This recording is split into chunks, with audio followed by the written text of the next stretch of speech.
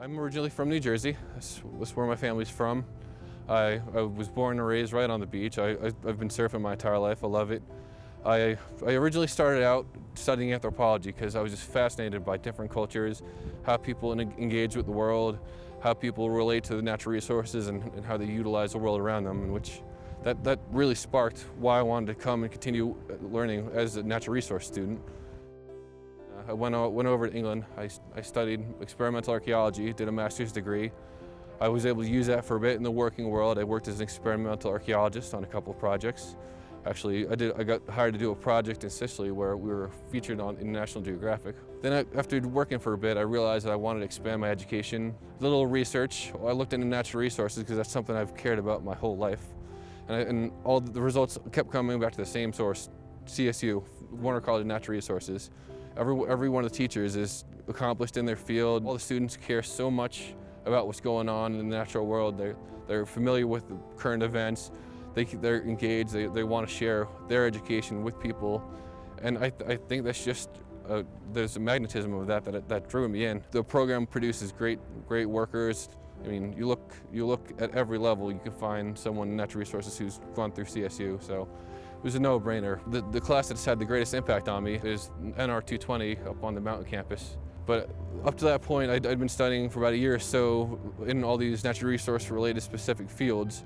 And it had all really been words on paper, thought, theory, but then you go up and it all becomes real. And suddenly you get there and it's like, I'm not just looking at words in a page.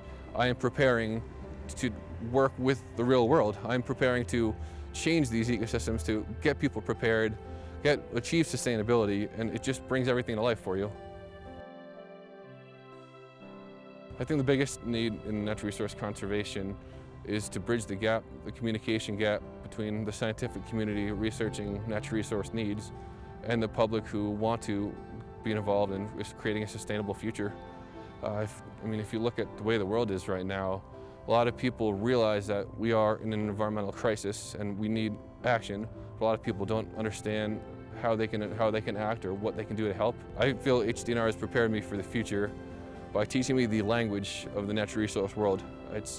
You take these classes, you learn about what current events are, the challenges, what people are doing, and it just becomes a world within itself. You see how people plan these actions. You see how people are working to educate the public on how they can support conservation.